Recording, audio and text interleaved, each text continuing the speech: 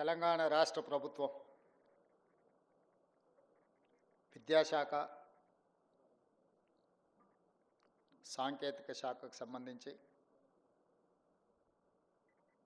ప్రభుత్వ జూనియర్ కళాశాల లెక్చరర్సు అదేవిధంగా పాలిటెక్నిక్ లెక్చరర్స్ నియామకాల కార్యక్రమాన్ని రవీంద్ర భారతిలో ఏర్పాటు చేసి సహచార మంత్రివర్గ సభ్యులు మిత్రులు పొన్నం ప్రభాకర్ గారు, తెలంగాణ రాష్ట్ర ప్రభుత్వ ప్రత్యేక సలహాదారులు పెద్దలు కేశవరావు గారు, హైదరాబాద్ నగర మేయర్ గద్వాల విజయలక్ష్మి గారు, శాసనమండలి సభ్యులు బల్మూర్ వెంకట్ గారు, ఎంఐఎం శాసనమండలి సభ్యులు శాసనసభ్యులు శ్రీహరి గారు, చీఫ్ సెక్రటరీ గారు, ఉన్నత విద్యాశాఖ అధికారులు, ఈరోజు నూతనంగా ప్రభుత్వ ఉద్యోగాలలో ఇది ఉద్యోగం కాదు, ఇది ఒక భావోద్వేగము. ఈ భావోద్వేగానికి గత 12 సంవత్సరాల నుంచి ఎక్కడ శాశ్వత పరిష్కారం దొరకగా ఆందోళనలో ఉన్న 1532 మంది ఈరోజు బాధ్యతలకు రాబోతున్న మీకు అందరికి కూడా మనస్ఫూర్తిగా అభినందనలు తెలియజేస్తాను.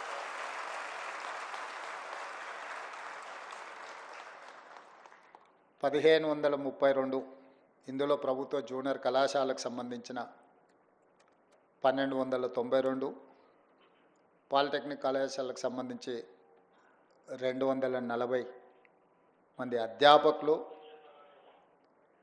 తెలంగాణ యొక్క భవిష్యత్తును, తెలంగాణ విద్యార్థుల యొక్క భవిష్యత్తును, తెలంగాణ రాష్ట్ర పునర్నిర్మాణాన్ని వేగంగా బలిష్టంగా మిగతా రాష్ట్రాల కంటే ముందు బాగానే నిలబడి అభివృద్ధి పదం వైపు నడిపించడానికి మీరందరూ కంకణబద్ధులై ఈరోజు రవీంద్ర భారతిలో సమావేశమై ఒక దీక్ష, ఒక ప్రతిజ్ఞ తీసుకుంటున్నందుకు మనస్ఫూర్తిగా మిమ్మల్ని అందరిని అభినందిస్తున్నా.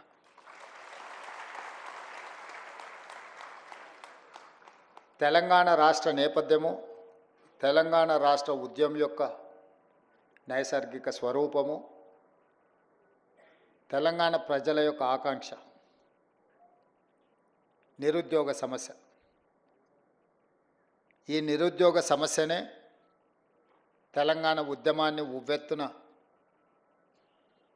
ఆకాశమంత ఎత్తుకు ఉద్యమాన్ని తీసుకెళ్ళి ప్రత్యేక తెలంగాణ రాష్ట్రాన్ని సాధించిన దాంట్లో మీరందరూ ముందు బాగాన నిలబడి క్రియాశీలకంగా తెలంగాణ రాష్ట్రాన్ని సాధించారు. వచ్చిన తెలంగాణ రాష్ట్రంలో ఆనాటి ప్రభుత్వం మొట్టమొదటి ప్రాధాన్య కింద ప్రభుత్వ ఉద్యోగాల ఖాళీలను భర్తీ చేయడం ద్వారా ఏ భావోద్వేగంతో తెలంగాణ ఉద్యమంలో మీరు భాగస్వాములైనరో పరిష్కారం చూపిస్తారని మీరు, తెలంగాణ సమాజము, 4 కోట్ల తెలంగాణ ప్రజలందరూ భావించారు. కానీ ఆనాటి ప్రభుత్వానికి ఉద్యమం పట్ల గౌరవం లేకనో, నిరుద్యోగుల పట్ల చిత్తశుద్ధి ప్రదర్శించకపోవడం వల్లనో ఈ సమస్యకు పరిష్కారం దొరకలేదు. ఎన్నికల కంటే ముందు తెలంగాణ రాష్ట్రంలో సమ్మక్క సారలమ్మ ఆశీర్వాదం తీసుకొని పాదయాత్ర మొదలుపెట్టినప్పుడు విద్యార్థి నిరుద్యోగ యువకులకు నేను ఒక పిలుపిచ్చిన, ఇక మీరు ఉద్యోగాలు అడగకండి, మీ ద్వారా ఉద్యోగాలు సాధించుకొని అధికారంలో కూర్చున్న వాళ్ళను వాళ్ళ ఉద్యోగాలు తీసేస్తే మీ ఉద్యోగాలు మీకు వస్తాయని ఆ రోజు నేను చెప్పడం జరిగింది.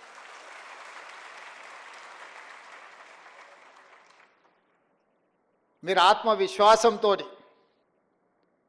గద్దెనెక్కిన వాళ్ళు విర్రవీగుతుంటే మీరందరూ పట్టుదలతోటి తండ్రి, కొడుకు, బిడ్డ, అల్లుడి యొక్క ఉద్యోగాలను మీరు తొలగించడం ద్వారా ఈరోజు మీ ఉద్యోగాలను మీరు శాశ్వతంగా అందిపుచ్చుకున్నారని చెప్పి నేను సందర్భంగా చెప్పదలుచుకున్నాను.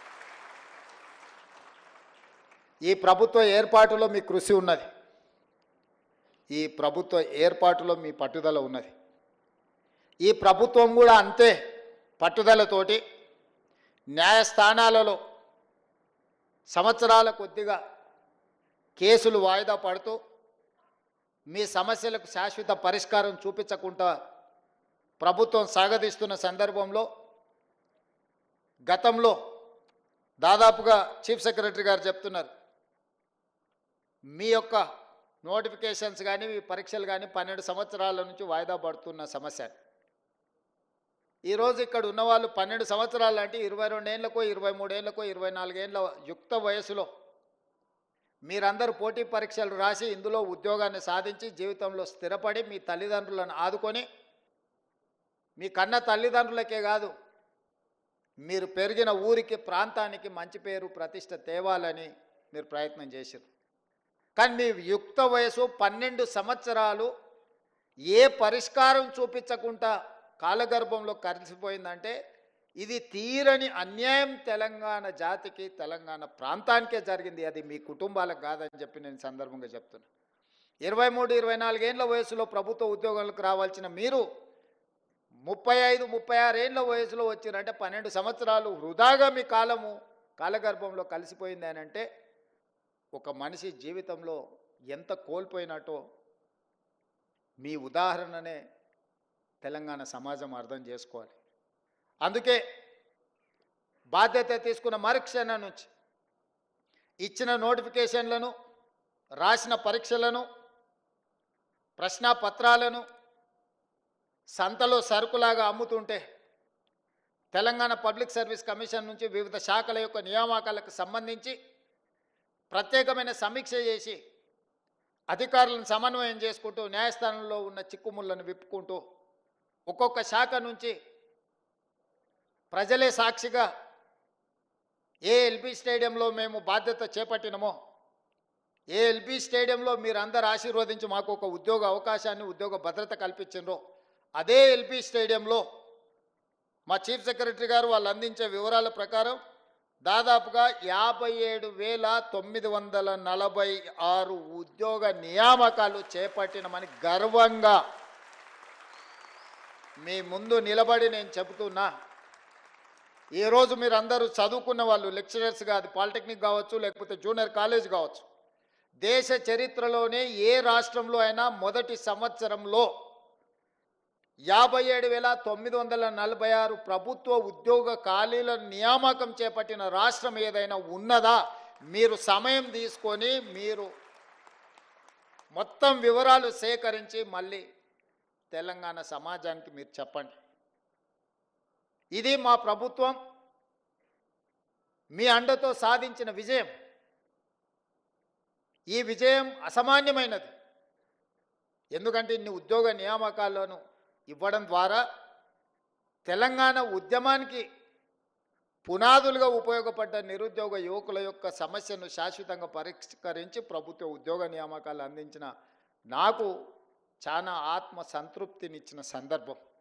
ఒక కుటుంబంలో ఒక ఉద్యోగం వస్తే ఆ కుటుంబం యొక్క భవిష్యత్తే కాదు, వాళ్ళ భవిష్యత్ తరాల యొక్క భవిష్యత్తు కూడా తీర్చిదిద్దడానికి ఉపయోగపడుతుంది. ఈరోజు ప్రభుత్వ ఉద్యోగ నియామకాలలో మీరు అభివృద్ధి పదం వైపు నడిస్తే మీ భవిష్యత్ తరాలందరూ కూడా ఒక క్రమ పద్ధతిలో అభివృద్ధి జరగడానికి ఉపయోగపడుతుంది. మీ ఒక్కరికే పరిమితం అయ్యేది కాదు, మీకు, మీ ఊరికి, మీ కుటుంబానికి ప్రయోజనం చేకూర్చేది. ముఖ్యంగా విద్యాశాఖ, ప్రభుత్వ ఉద్యోగాలలో అన్నిటికంటే కీలకమైనది విద్యాశాఖ. అది సాంకేతిక విద్యనా లేకపోతే ప్రాథమిక విద్యనా ఉన్నత విద్యనా ఏది అనేది పక్కన పెడితే ఈ విద్యనే దేశ భవిష్యత్తు తరగతి గదుల్లో ఉన్నది అని పెద్దలు చెప్పిండ్రు. ఇవాళ ఈ దేశం యొక్క ఆర్థిక పురోగతి మన విద్యాశాఖలో ఉన్నది. ఈ విద్యాశాఖనే భవిష్యత్తు విద్యార్థుల యొక్క భవిష్యత్తును తీర్చిదిద్దవలసిన మీ సిబ్బంది ఈరోజు ఆ బాధ్యత తీసుకొని తెలంగాణ నిర్మాణంలో భాగస్వాములు కాబోతున్నారు. అలాంటి విద్యాశాఖలో ఇచ్చే ఉద్యోగము విద్యాశాఖకు కేటాయించే నిధులు ఖర్చు కాదు, అది భవిష్యత్ తరాల పెట్టుబడి. అందుకే తెలంగాణ రాష్ట్రంలో మొట్టమొదటిసారి 21,650 కోట్ల రూపాయలు విద్యాశాఖకు కేటాయించి విద్యకు మా ప్రభుత్వంలో ప్రాధాన్యత ఉన్నదని చెప్పి మేము ప్రయత్నం చేసినాం. 10 సంవత్సరాలు డిఎస్సి నోటిఫికేషన్లు ఇవ్వకపోవడం, ఇచ్చిన పరీక్షలు రాయకపోవడం, పరీక్షలు రాసిన ప్రశ్నాపత్రాలు జవాబు పత్రాలు జిరాక్స్ సెంటర్లలో అమ్ముతుంటే వాటన్నిటిని పక్కన పెట్టి టెట్ పరీక్షలు నిర్వహించడమే కాకుండా డిఎస్సి నోటిఫికేషన్ ఇచ్చి 55 రోజులలో మా అధికారులు పరీక్షలు నిర్వహించడం, ఫలితాలను ఇవ్వడము, నియామక పత్రాలను అందజేయడం కూడా 55 రోజుల్లోనే 11,000 పైచిలకు ఉపాధ్యాయులను నియమించిన చరిత్ర తెలంగాణ రాష్ట్రంలో మన ప్రభుత్వానిది, ప్రజాపాలనది. అదేవిధంగా 15-20 సంవత్సరాలు టీచర్ల ప్రమోషన్లు రాలే, 10 సంవత్సరాలు బదిలీలు జరగలే. దాదాపుగా 22,000 మంది టీచర్ల యొక్క ప్రమోషన్లు ఇవ్వడమే కాకుండా 36,000 మంది టీచర్ల యొక్క బదిలీలు చేసి విద్యా శాఖను ప్రక్షాళన చేసి ఈ ప్రభుత్వం మీకు అండగా నిలబడుతుంది అని చెప్పి మేము స్పష్టంగా ఆ నిర్ణయం తీసుకొని ముందుకు వచ్చినాం. అదేవిధంగా ఈరోజు తెలంగాణ రాష్ట్రంలో విద్యాశాఖ కొంత నిర్లక్ష్యానికి 10 సంవత్సరాలు గురవడం వల్ల దేశంలో ఉన్న రాష్ట్రాలలో అట్టడుగు నుంచి లెక్క పెడితే రెండో రాష్ట్రంగా మూడో రాష్ట్రంగా ఉన్నాం. మొదటి నుంచి లెక్క పెడితే 1, 2, 3లో ఉండాల్సిన తెలంగాణ రాష్ట్రం విద్యాశాఖలో చిట్ట చివరి నుంచి లెక్క పెడితే రెండో స్థానంలో మూడో స్థానంలో ఉండడం అనేది ఇది ఆందోళన కలిగించే విషయము. కేరళతో పాటు పోటీపడి రాణించవలసిన తెలంగాణ రాష్ట్రం విద్యాశాఖలో ఇంతగా ప్రమాణాలు పడిపోవడం ఇది ఆందోళనకరము, ఇది తెలంగాణ జాతికి అవమానకరం అని చెప్పి నేను ఈ సందర్భంగా చెప్పదలుచుకున్న మిత్రులారా. వాస్తవాలను అంచనా వేసుకొని వాస్తవాల మీద మనం చర్చించుకొని భవిష్యత్ ప్రణాళికలను నిర్ణయించుకున్నప్పుడే నిజంగా తెలంగాణలో ఉన్న విద్యా ప్రమాణాలను పెంచుకోవడానికి ఉపయోగపడుతుంది. ఈరోజు మేము పోటీ పరీక్షలకు చదువుకున్నాం, పరీక్షలలో ఫలితాలు సాధించినాం, ఉద్యోగం వచ్చింది, మా బాధ్యత అయిపోయింది అని ఎవరైనా అనుకుంటే అది తెలంగాణకు న్యాయం చెయ్యదు, న్యాయం జరగదు.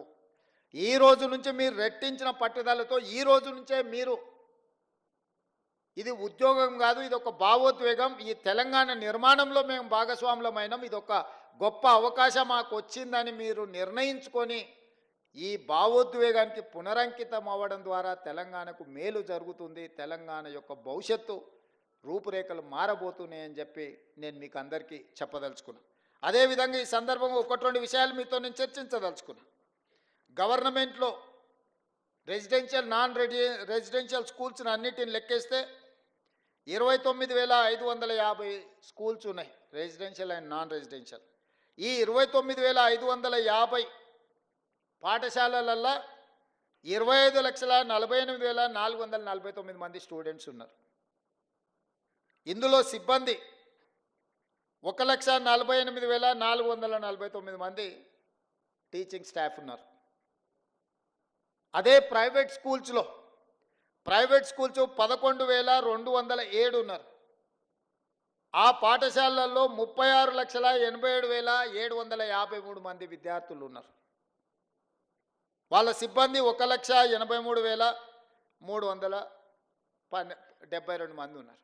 నేను ఈరోజు మిమ్మల్ని అడగదలుచుకున్నా, దాదాపుగా 30,000 పాఠశాలల్లో 25,50,000 మంది విద్యార్థులు ఉంటే 11,800 ప్రైవేటు పాఠశాలల్లో 36,87,000 మంది విద్యార్థులు చదువుకుంటున్నారు అంటే మనకంటే ప్రైవేటు పాఠశాలలు గొప్పవా?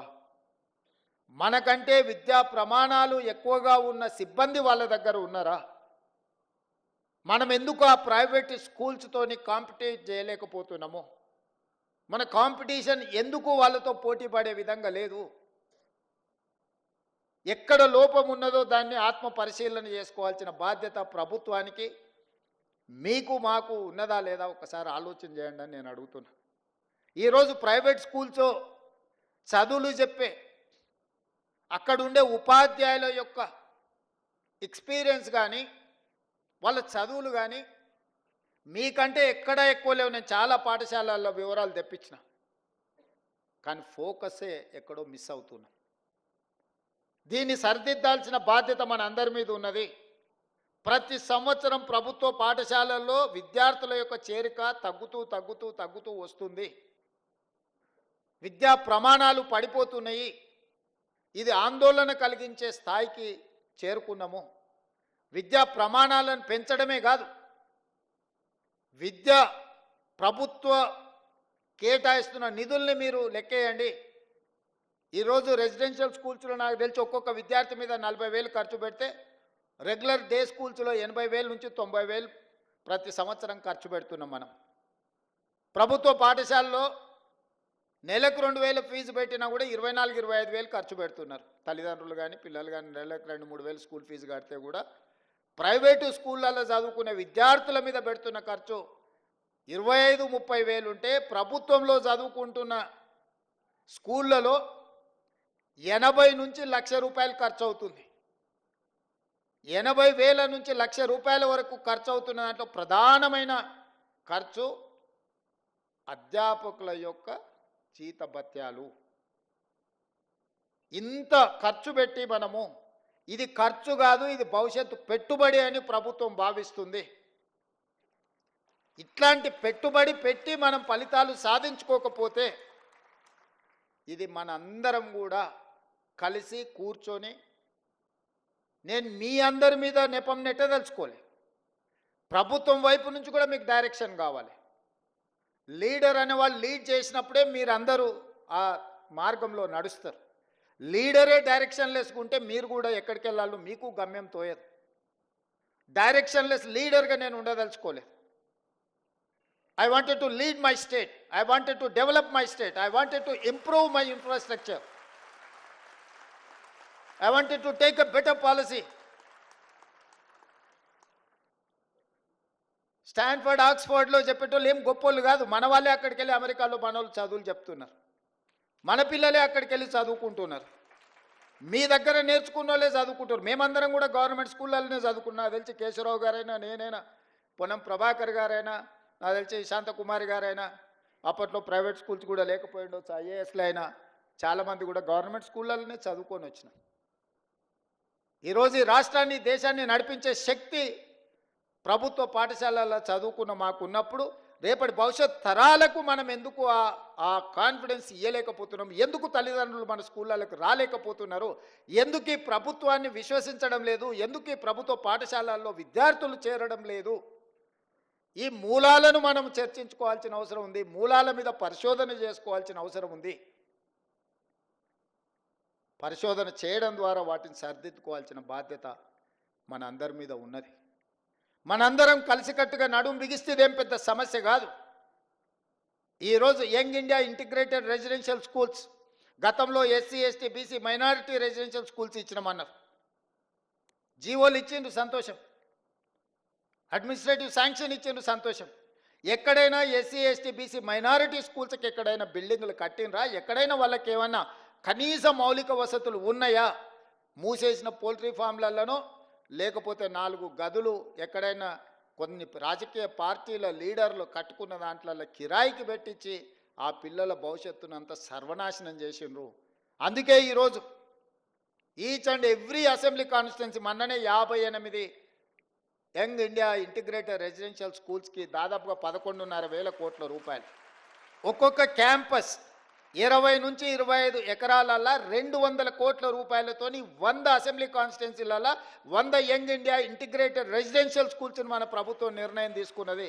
రాబోయే 3 సంవత్సరాలలో 25 నుంచి 30,000 కోట్ల రూపాయలు ఇన్ఫ్రాస్ట్రక్చర్ క్రియేట్ చేసి ఒక అద్భుతమైన ఇన్ఫ్రాస్ట్రక్చర్ ఇవ్వడం ద్వారా విద్యా ప్రమాణాలను పెంచాలి అని ఈరోజు ప్రభుత్వం ప్రయత్నం చేస్తుంది. ఇవాళ ఇంజనీరింగ్ స్టూడెంట్స్ వెరీ అన్ఫార్చునేట్, ప్రతి సంవత్సరం 1,10,000 మంది ఇంజనీరింగ్ గ్రాడ్యుయేట్స్ తెలంగాణ రాష్ట్రం నుంచి పాస్ అవుతున్నారు. అందులో 10% కూడా ఉద్యోగాలు వస్తలేవు. దాదాపుగా 1,00,000 మంది ఇంజనీరింగ్ గ్రాడ్యుయేట్స్ ఉద్యోగాలు దొరకక ఊరికి వెళ్తే తల్లిదండ్రులకు భారం అవుతామని, నగరంలో చదువుకున్న చదువు కాబట్టి ఇతర ఉద్యోగాలు చేయలేక కుటుంబాలు క్షోభను అనుభవిస్తున్నాయి. చాలామంది నా దగ్గరకు వస్తారు, సార్ మా పిల్లవాడు ఇంజనీరింగ్ చదువుతున్నాడు, ఏదైనా ఉద్యోగం చూడు సార్, నువ్వు ముఖ్యమంత్రి కదా, నా కొడంగల్ నియోజకవర్గం నుంచి వస్తారు. ఏంద్రా అంటే నేను కంప్యూటర్ సైన్స్ చదువుకున్నా అంటాడు. దాంట్లో ఎవరి దగ్గరకన్నా ఉద్యోగానికి మావాడిని అంటే వాడు ఇంటర్వ్యూ పోతే బేసిక్స్ కూడా లేదు. ఇతర సాంప్రదాయకబద్ధమైన ఇంజనీరింగ్ చదవడం లేదు, సివిల్, మెకానికల్, ఎలక్ట్రికల్. ప్రతి వాళ్ళు కంప్యూటర్ సైన్స్ చదువుకోవాలి, అమెరికాకి వెళ్ళాలి, డాలర్లు సంపాదించాలి, కుటుంబాన్ని పోషించాలి అనే ఒక పట్టుదల లక్ష్యం బాగానే ఉంది. ఎంతమందికి కంప్యూటర్ సైన్స్లో ఉద్యోగాలు వస్తాయి? ఎంతమంది అమెరికాకు పోగలుగుతారు? ఎంతమంది నిజంగా అంత సాంకేతిక నైపుణ్యాన్ని సాధిస్తున్నారు?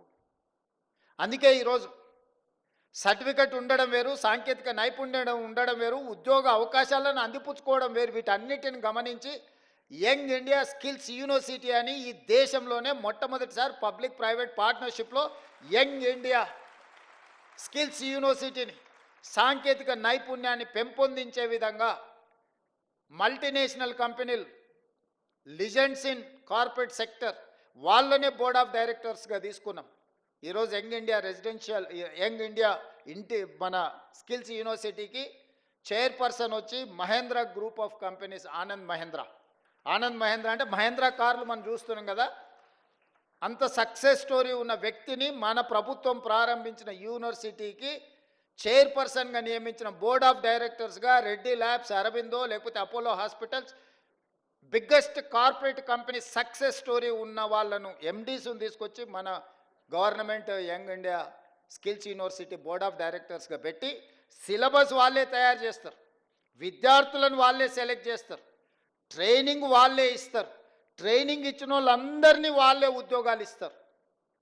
ప్రభుత్వం ఫెసిలిటేటర్గా మాత్రమే ఉంటుంది, ప్రభుత్వం పాత్ర లేదు. 60 ఎకరాలు ఇప్పుడు ఫ్యూచర్ సిటీలో ఇచ్చి దాదాపుగా వాళ్లకు ఈరోజు 20 లక్షల స్క్వేర్ ఫీట్లో యూనివర్సిటీ కట్టి 600 కోట్ల రూపాయల కార్పస్ ఫండ్, గవర్నమెంట్ పైసలు కాదు, కార్పొరేట్ కంపెనీల సిఎస్ఆర్ ఫండ్స్, కార్పస్ ఫండ్ అంటే ఆ యూనివర్సిటీ నడుపుకోవడానికి అవసరమైన నిధులను ఒక 600 కోట్ల రూపాయలు వాళ్ళ బ్యాంకులో పెట్టి ఆ విద్యార్థుల యొక్క భవిష్యత్తుకు ఆ నిధులు వాళ్ళు ఖర్చు పెట్టుకునే మొత్తం పవర్స్ అన్ని వాళ్ళకి ఇచ్చేసి ఈరోజు యంగ్ ఇండియా స్కిల్స్ యూనివర్సిటీని తెలంగాణ రాష్ట్రంలోనే దేశానికి ఆదర్శంగా ఉండే విధంగా ఈరోజు మనం నిర్ణయం తీసుకున్నాం.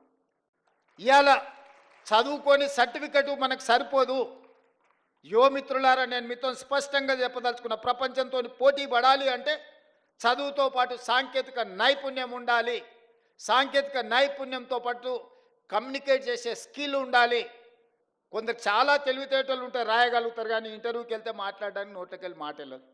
ఎదురుగున్న వాళ్ళని చూడంగానే వీళ్ళకు చేతులు చల్లగా అయిపోతాయి. ఏం అడగాలి, ఏం అడుగుతాడో, ఏం చెప్పాలో. ఆ ఎదురుగా అడిగేటోనికంటే వీడికి తెలివి ఎక్కువ ఉంటుంది, కానీ వీడు చెప్పడానికి సమయంలో ఇది రాదు. ఇట్లాంటి వాటిని అన్నిటిని మనం ఓవర్కమ్ కావాల్సిన అవసరం ఉన్నది.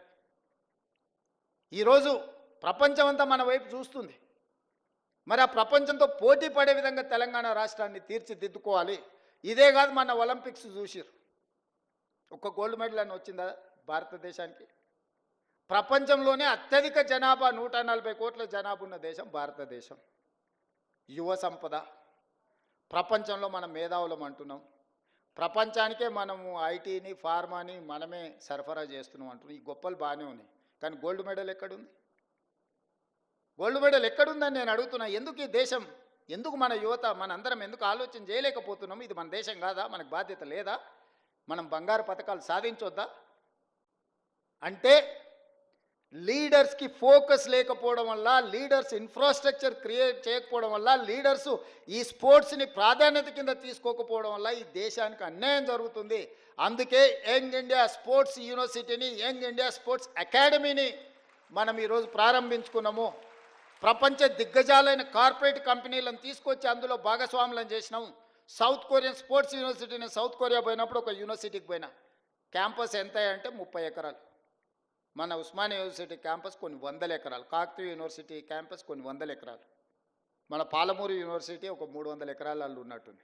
30 ఎకరాలు సౌత్ కొరియన్ స్పోర్ట్స్ యూనివర్సిటీకి నేను వెళ్తే ఒలింపిక్స్లో 32 పథకాలు వచ్చినాయి. 32లో 16 పథకాలు ఒక యూనివర్సిటీకి వచ్చినాయి. 16 పథకాలలో ఒక అమ్మాయిని నేను కలిసిన ఆర్చరీలో, ఆ అమ్మాయికి 3 గోల్డ్ మెడల్స్ వచ్చినాయి. ఒకే ఒక అమ్మాయి ఒలింపిక్స్లో 3 గోల్డ్ మెడల్స్ సంపాదించింది.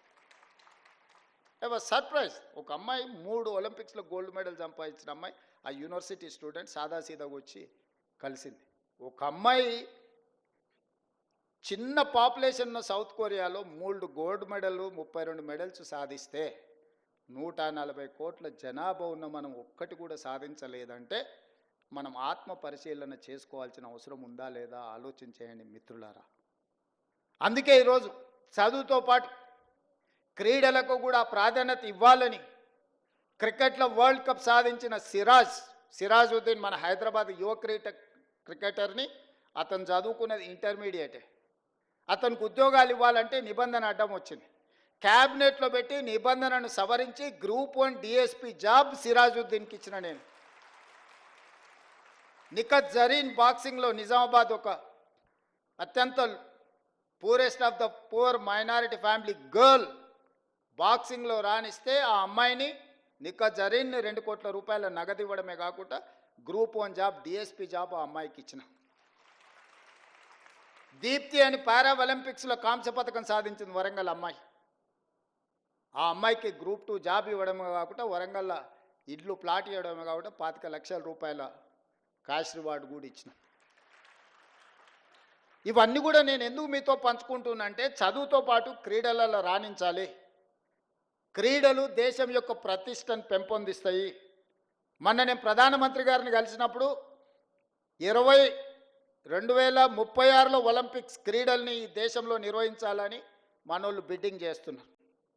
ఈ దేశంలో అత్యధికంగా క్రీడలకు సంబంధించిన వసతులు తెలంగాణ రాష్ట్రంలో హైదరాబాద్లో ఉన్నాయి. 20 ఏళ్ళ కింద మనము నేషనల్ మిలిటరీ గేమ్స్ కండక్ట్ చేసినాం, ఎఫ్రో ఏషియన్ గేమ్స్ కండక్ట్ చేసినాం. గొప్ప గొప్ప క్రీడల్ని మన హైదరాబాద్ నగరంలో మనం నిర్వహించినాం. కానీ 20 ఏళ్ళు అవి పెళ్ళిళ్ళకు పేరంటాలకు ఫంక్షన్ హాల్స్గా మారిపోయినాయి. ఇది నిజంగా బాధతోని కూడుకున్న విషయం. అందుకే నేను వస్తానే సింగిల్ ఆర్డర్ ఇచ్చిన, స్పోర్ట్స్కు తప్ప గేమ్స్కు తప్ప అవి ఎవ్వడికి ఇవ్వద్దు. ఎవడున్నా ముఖ్యమంత్రి ఇంట్లో శుభకార్యం ఉన్నా అవి మాత్రం ఇవ్వడానికి వీల్లేదని ఒక ఆర్డర్ ఇచ్చి వాటిని అన్నిటినీ రివైవ్ చేసి రిపేర్స్ చేసి ట్రైనేషనల్ ఫుట్బాల్ ఛాంపియన్షిప్ నుంచి రెగ్యులర్గా క్రీడల్ని అక్కడ నిర్వహించే కార్యక్రమాన్ని ఇచ్చిన. ఇవాళ అవన్నిటిని కూడా స్పోర్ట్స్ యూనివర్సిటీకి మనం ఈరోజు డెడికేట్ చేస్తున్నాం. రేపు భవిష్యత్తులో మీరందరూ, ఎందుకంటే మీ స్కూల్లో మీ కాలేజీలో మీ ప్రాంతంలో మట్టిలో మాణిక్యాలను వెలికి తీసి క్రీడాకారులను తయారు చేసే బాధ్యత మీ అందరి మీద ఉన్నది మిత్రులారా. మీరందరూ దృష్టిలో పెట్టుకోండి. చదువుకోవడం ఉద్యోగం సాధించడమే కాదు, దేశ గౌరవ ప్రతిష్ట పెరగాలి అంటే కూడా ఇతర రంగాలలో మనం రాణించాలంటే మీరు గుర్తించాలి. విద్యార్థులలో ఉన్న నైపుణ్యాన్ని మీరే గుర్తించగలరు. తల్లిదండ్రుల కంటే ఎక్కువగా మీరు వాళ్ళతో మీతోనే ఎక్కువ సమయం ఉంటారు, మీరే గుర్తించగలుగుతారు. మీరందరూ ఆ దిశగా ఆలోచన చేయండి. ఆ దిశగా మనందరం ప్రయాణం చేద్దాం, మనందరం కలిసి పనిచేద్దాం. కొన్ని సమస్యలు ఉండొచ్చు, కానీ సమస్యల మీద చర్చించుకుంటూ సమస్యలు పరిష్కారం కాలేదు కాబట్టి ప్రభుత్వానికి సహకరించమని ప్రభుత్వ ఉద్యోగులు ఎవరన్నా అనుకుంటే ఇంకా మన పరిస్థితులు దిగజారిపోయి నెల జీతభత్యాలు ఇచ్చుకోలేని పరిస్థితికి పడిపోతాము. ఇవాళ ప్రభుత్వంలో ఉన్న వాళ్ళని అడగండి, డిసెంబరు 2023 కంటే ముందు ఎన్నడైనా 1వ తారీఖు నాడు జీతాలు వచ్చినాయా? తెలంగాణ రాష్ట్రం వచ్చిన తర్వాత జనవరి 2024 నుంచి ఈ రోజు వరకు ప్రతి నెల 1వ తారీఖు నాడు ప్రభుత్వ ఉద్యోగికి జీత భత్తాలు ఖాతాలో పడుతున్నాయా లేదా మీరు ఒక్కసారి వాళ్ళు అడగండి. ఏ ప్రభుత్వం కోసం, ఏ ప్రజల కోసం మీరు నిరంతరం కష్టపడుతున్నారో 1వ తారీఖు నాడు మీకు జీత భత్యాలు ఇవ్వలేదంటే మీ యజమాని మీదనో మీ ప్రభుత్వం మీదనో మీకు ఎందుకు విశ్వాసం ఉంటుంది, ఎందుకు నమ్మకంగా పనిచేస్తారు? అందుకే ఈరోజు ప్రతి నెల 1వ తారీఖు నాడు నా ప్రభుత్వ ఉద్యోగులకు జీత భత్యాలు ఇచ్చే ప్రయత్నం నేను చేస్తున్నా. ఇప్పటివరకు ఒక్క రోజు కూడా తప్పకుండా ఈ నెల చాలా ఇబ్బంది వస్తే రిజర్వ్ బ్యాంకులో ప్రత్యేకంగా తలకాయ తాకట్టు పెట్టి 4,000 కోట్ల రూపాయలు తీసుకొచ్చి 1వ తారీఖు నాడు ప్రభుత్వ ఉద్యోగస్తులకు జీత భత్యాలు ఇచ్చిన. సరే, కరువు భత్యము, డిఏలు, కొన్ని విషయాలు మీరు అంటున్నారు. నేను ఒకటే మా ప్రభుత్వ ఉద్యోగ మిత్రులకు విజ్ఞప్తి చేస్తున్నాను. ఈ ప్రభుత్వం మీది, నేను కస్టోడియన్ను మాత్రమే. నేను మీ అందరి తరఫున సమన్వయం చేసేవాడిని. నాకంటూ ప్రత్యేకంగా కిరీటం ఏం లేదు. నాకేదో పెద్ద స్ట్రేచర్ ఉందని కొంతమంది మా స్ట్రేచర్ పెద్దదని. ఇంతకుముందే మా ఎమ్మెల్యేలు చెప్పేసిన స్ట్రేచర్ నేను స్ట్రెచర్ మీద కొండి, స్ట్రెచర్ మీద నుంచి మార్చరికి పోతాడు రేపు పొద్దుగాల. స్ట్రేచర్ అనేది పొజిషన్కి ఉంటుంది, ఇండివిజువల్కి ఉండదు. ఇండివిజువల్ పర్సన్స్కో ఇండివిజువల్ కాస్ట్కో స్ట్రేచర్ ఉండదు. ఎమ్మెల్యేకి స్ట్రేచర్ ఉంటుంది, ప్రభుత్వ ఉద్యోగికి స్ట్రేచర్ ఉంటుంది, ఎమ్మెల్యేకి స్ట్రేచర్ ఉంటుంది, ఎంపీకి స్ట్రేచర్ ఉంటుంది, ఎమ్మెల్సీకి స్ట్రేచర్ ఉంటుంది, మంత్రికి స్ట్రేచర్ ఉంటుంది, ముఖ్యమంత్రికి ఉంటుంది, గవర్నర్కి ఉంటుంది, ప్రధానమంత్రికి ఉంటుంది, రాష్ట్రపతికి ఉంటుంది, ఆ కుర్చీకి స్ట్రేచర్ ఉంటుంది. మీకు మీరు మాకు స్ట్రేచర్ ఉందని అనుకుంటే ఆ స్ట్రేచర్ ఉందని విర్రవీగితే స్ట్రెచర్ మీదకి పంపించరు. ఇట్లే చేస్తే ఆ తర్వాత మార్చరీకి పోతారు. అది కూడా గుర్తుపెట్టుకోవాలి. అందుకే ఈరోజు మా ప్రభుత్వ ఉద్యోగ మిత్రులకు నేను విజ్ఞప్తి చేస్తున్నా.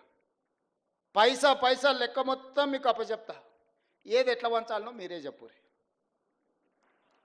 ఇక నా దగ్గర ఏం లేదు, అనా పైసా నా అన్ని జేబులలో తీసి మీ ముందర పెడతా, టేబుల్ మీద పెడతా. ఒక్క పైసా కూడా నా జేబులో పెట్టుకొని నా నెల జీతం కూడా మీకే ఇస్తా. ఎట్లా వంచుదామో చెప్పురి. సింపుల్ లెక్క చెప్తా నేను.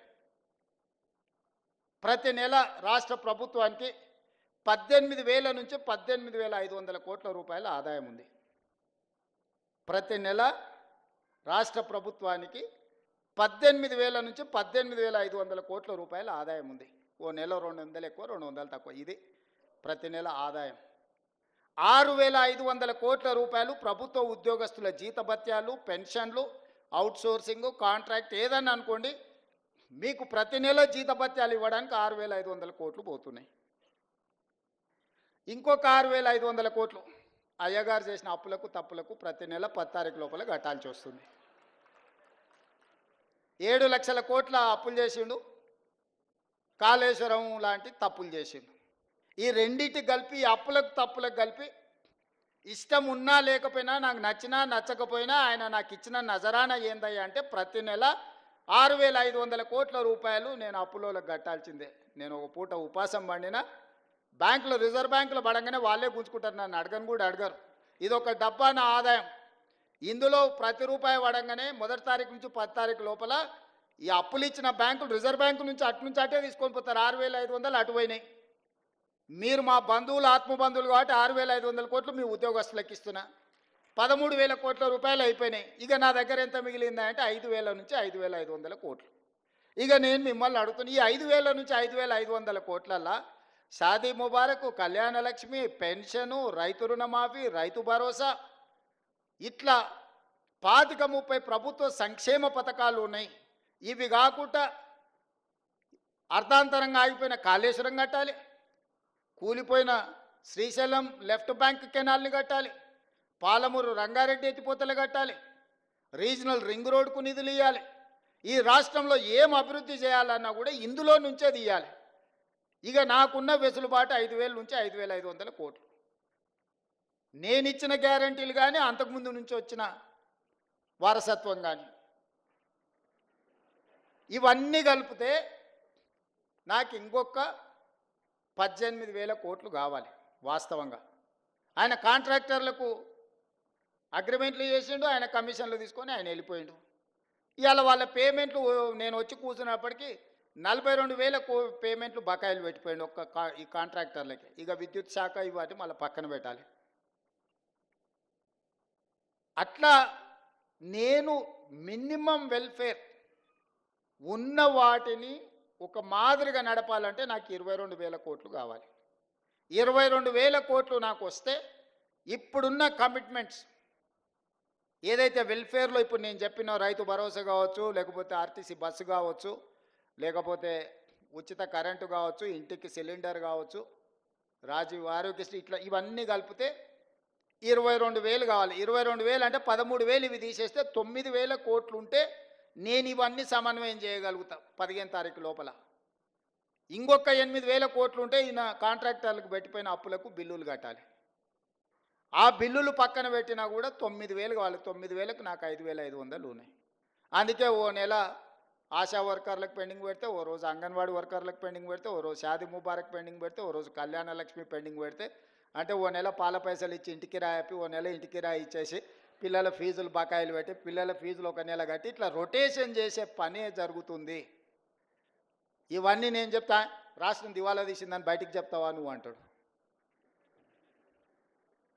ఊపర్ శర్వాని అందరు పరిశాని. ఎన్ని రోజులు కప్పిపుచ్చుకోవాలి? క్యాన్సర్ ముదిరిపోతుంటే నేను బాగున్నా, కండలు తిరిగినాయి, నాకు 6 ప్యాక్ ఉందని ఎన్ని రోజులు అబద్ధం చెప్పాలి నేను? మీరు చెప్పండి. ఈ రాష్ట్రానికి ఆర్థికంగా ఆయన గారు క్యాన్సర్ ఇచ్చిపోయిండు, ఆ క్యాన్సర్ నుంచి నేను కోలుకొని దాన్ని ఏదో రకంగా ఆరోగ్యం సాధించి దీన్ని ముందుకు తీసుకెళ్లాలనే ప్రయత్నం చేస్తుంటే నువ్వేం చేయలేదు, నువ్వు దిగిపో అంటాడు. అరే మీరు అందరు 5 ఏళ్ల కోసం కదా ఎక్కించింది, నా పేరు మీదనే మీ దగ్గరకు వచ్చి దండం పెడితే రాహుల్ గాంధీ గారు వచ్చి అరే గీననే మా ఓడి నన్ను చూసి ఓటేరి, నన్ను కూడా చూసి ఓటేరు అని 10 నెలలకే దిగిపో అంటాడు. ఏంది 10 ఏళ్ళు కుర్చీలో కూర్చున్నాయన. ఇప్పుడు మీరు ప్రభుత్వ ఉద్యోగులు, ఇవాళ మీకు నియామక పత్రం ఇస్తున్నాం, వచ్చే సంవత్సరం మీరు రిటైర్ అయిపోండి, మీరు దిగిపోందంటే మీరు ఊరుకుంటారా మిత్రులారా? మీకు ఒక నిబంధన ప్రకారమే మిమ్మల్ని నియామకం చేపడుతున్నాం కదా, ఇవాళ మీకు నియామక పత్రాలు అందిస్తున్నట్టు ఒక నియమ నిబంధనల ప్రకారమే కదా. మరి ఒక 5 ఏళ్ళ కోసం మీరు ఆశీర్వదించి 65 సీట్లు ఇచ్చి సార్ నువ్వు నడుపు మేము ఉంటాము, ఏంది కష్టం నష్టం వస్తే మేము అండగంలో పడితే ఓ పూట వెనక ముందైనా కలిసి అవసరమైతే అందరం కలిసి ఓ పూట ఉపాసం బండి అయినా మంచి చేద్దామని మీరు అందరు సహకరిస్తుంటే వాళ్ళ బాధ ఏంది, వాళ్ళ దుఃఖం ఏంది? ఎప్పుడైనా చూసిర్రా వాళ్ళ అసహనం, వాళ్ళ కోపం? ఏం గుంజుకున్నా వాళ్ళది? నేను ఏం ఫామ్ హౌస్ గుంజుకున్నానా? ఈ కుర్చీ కూడా మీరు గుంజుకొని నాకు ఇచ్చారు, నేనేం గుంజుకోలేదే. మీరు అందరు కలిసి ఇక లాభం లేదా, నువ్వు దిగు, ఇక నువ్వు ఉన్నా ఒకటే లేకున్నా ఒకటే, పోతేంత ఉంతేంత అని చెప్పి దించి మీరు అప్పచెప్తారు. నేను పని చేయనియాలి కదా నన్ను. ఇప్పుడు నన్ను పని చేయనిస్తేనే కదా ఇవాళ వీడికి వచ్చి మీ ముందు నిలబడి మీ నియామక పత్రాలు ఇవ్వగలిగిన కదా. ఆయన 12 ఏళ్ళలో చేసినట్టే నేనెందుకు చేయడానికి అవకాశం వస్తుండే? ఆయన పాలమూరు రంగారెడ్డి ఎత్తిపోతలు పూర్తి చేసి ఇవాళ నేను కొట్లాడాల్సిన అవసరం ఎందుకుంది? ఎస్ఎల్బిసి 2005-6లో మొదలుపెట్టింది, 2026 వచ్చిన పూర్తి చేయనందుకే కదా. నేను మనం మొదలు పెడితే ప్రమాదం జరిగి 8 మంది ప్రాణాలు కోల్పోయినరు. భీమా, నెట్టంపాడు, కోయిల్ సాగర్ ఏదైనా ఆనాడు మేము కట్టిన శ్రీశైలం, నాగార్జున సాగర్, శ్రీరామ్ సాగర్ ఏ ప్రాజెక్ట్ అయినా చూడండి, 60 ఏళ్ళు 70 ఏళ్ళ నుంచి నిటారుగా నిలబడి ఎన్నో తుఫాన్లకు ఎన్నో భూకంపాలకు తట్టుకొని నిలబడ్డ ప్రాజెక్టులు మేము కడితే ఆయన గారు 1,00,000 కోట్లు పెట్టి కాళేశ్వరం కడితే కట్టుడు కూలుడు 2 అయిపోయినాయి. పనిమంతుడు పందిరేస్తానంట, కుక్కతో ఒక తలిగి కూలిపోయిందంట. దానికి మేము కాళేశ్వరం కట్టినాం, మేము కాళేశ్వరం కట్టాం. అది కాళేశ్వరం కాదురా నాయన, కూలేశ్వరం ఎప్పుడో కూలిపోయింది. ఆయన ఏ మాత్రం సిగ్గుపడకుండా అబద్ధాలు, మొత్తం ఫ్యామిలీ ఫ్యామిలీ ఫ్యామిలీ ప్యాకేజ్లో అబద్ధాలు మాట్లాడతారు. ఒక్కడనే ఏమన్నా చక్కగా మాట్లాడతాడు అంటే మీరు చూడురి. సరే ఇవన్నీ నేను చూసుకుంటా, పిల్లల భవిష్యత్తు మీరు చూసుకోరు. నా కోరిక ఒక్కటే, రేపటి నాయకత్వాన్ని ఇవ్వాల్సింది మీరే. ఆనాడు మాకు చదువులు చెప్పిన సార్లు మాకు చదువు నేర్పిండ్రు కాబట్టే ఈరోజు ఈ రాష్ట్రానికి మేము నాయకత్వాన్ని ఇవ్వగలిగినాం. మేము ప్రభుత్వ పాఠశాలల్లో చదువుకొని వచ్చినాం, గ్రామీణ ప్రాంతం నుంచి వచ్చినాం, పల్లెటూరు నుంచి వచ్చిన వాళ్ళు. మేమేం ఆకాశం నుంచి ఓడిపడలే, అమెరికాలో చదువుకోలే, ఇక్కడనే చదువుకున్నాం, ఇక్కడ గవర్నమెంట్ స్కూళ్ళనే చదువుకున్నాం. కానీ ఈరోజు ఓ బాధ్యత నెరవేరుస్తున్నాం, దీంట్లో ముందుకు వెళ్తాం. ఇందులో ఇట్లాంటి ఒడిదుడుకులు వచ్చినప్పుడు మేము ఎదుర్కొంటాం, అవసరమైనప్పుడు మీరు సహకారం అందిద్దురు. రేపటి భవిష్యత్ తరాలను నిర్మించడానికి మీ సహకారం అవసరం మిత్రులారా. కొన్నిసార్లు ఏదైనా అటు ఇటు పూట వెనక ముందు ఆలస్యమని, ఇది మన కుటుంబము. మన కుటుంబంలో నెల జీతం సరిపోనప్పుడు మనం ఎట్లయితే సమన్వయం చేసుకొని ఓసారి ఇంటికి రాయి 4 రోజులు, ఓసారి పాల పైసలు, ఓసారి పిల్లల ఫీజులు, ఓసారి ఆ దవాఖాన ఖర్చులు, ఓసారి పండుగ కొత్త బట్టలు కొనుక్కోకుండా కూడా పాత వాటినే ఉతికి ఇస్త్రీ చేసుకొని మంచిగా దొడుక్కుంటాం. ఒకవేళ ఎదురుగున్నోళ్ళు ఏమన్నా అనుకుంటారేమో. ప్రభుత్వం కూడా గింతే, ఇదేంది లేదు. మీ కుటుంబం నా కుటుంబం ఏందో ఈ ప్రభుత్వం కూడా మందే. అనా పైసతో సహా అన్ని లెక్కలు మీ ముందర పెడతా. మీరే ఒక కమిటీ వేసుకోండి, రాన్రి కూర్చొని అన్నీ మీకు అప్పచెప్తే ఏది వంచుతారో మీరు సిట్టి రాసిస్తే ఆ సిట్టి ప్రకారం రాబోయే 12 నెలలు మొత్తం అట్నీ చేస్తా. ఒక్క రూపాయి కూడా దాచిపెట్టను, ఒక్క రూపాయి కూడా నేను అబద్ధం చెప్పను. అబద్ధాలతోని తాతల ముత్తాతల పేర్ల మీద ఎవరి పిల్లలు చచ్చిపోతే ఇంత దూరం నేను రాలే. కష్టాన్ని నమ్ముకొని వచ్చినా, ఉన్నది ఉన్నట్టు చెప్పి ఇంత దూరం వచ్చినా. ఈరోజు ఇక్కడికి చేరుకున్నా అంటే కష్టము, నిజం మాట్లాడటం ఈ రెండే మీరు ఆశీర్వదించి ఇక్కడికి ఇచ్చారు. ఇక్కడికి వచ్చిన తర్వాత అబద్ధాల ప్రాతిపదికన రాష్ట్రాన్ని నడపదలుచుకోలేదు మిత్రులారా. కష్టమైన నష్టమైన మీకు చెప్పి, మీకు వివరించి, మీ అనుమతి తీసుకొని ఏం చేయమంటే అది నేను చేస్తా. నాకేం చేసేది ఉంది? ఒక్క రూపాయి కూడా ఇంటికి తీసుకెళ్ళాను. నేను చెప్తున్నా, ఏంది లేదు, ఒక బిడ్డ ఉన్నది, పెళ్ళైంది, వాళ్ళు మంచిగా ఉన్నారు, నాకు వయసు ఉంది, కాళ్ళు చేతులు బాగున్నాయి, ఓపిక ఉంది. 20 ఏళ్ళు ఈ తెలంగాణ సమాజ నిర్మాణం కోసం నేను పనిచేస్తా. మీరు అందగా నిలబడుండ్రి, వచ్చినోళ్ళే కాదు ఉన్నోళ్ళకు కూడా చెప్పుండ్రి, ఇది మన ప్రభుత్వం, దీన్ని రక్షించుకోవాల్సిన బాధ్యత మన మీద ఉంది. మిమ్మల్ని ఎమోషనల్గా డ్రైవ్ చేసి నిన్న మన సర్పంచ్లను కొంతమంది ధర్నా అన్నారు, మా బిల్లులు రాలేదన్నారు. ఎప్పటివా అని అడిగిన, 3 ఏళ్ళ కింది సార్ అన్నారు.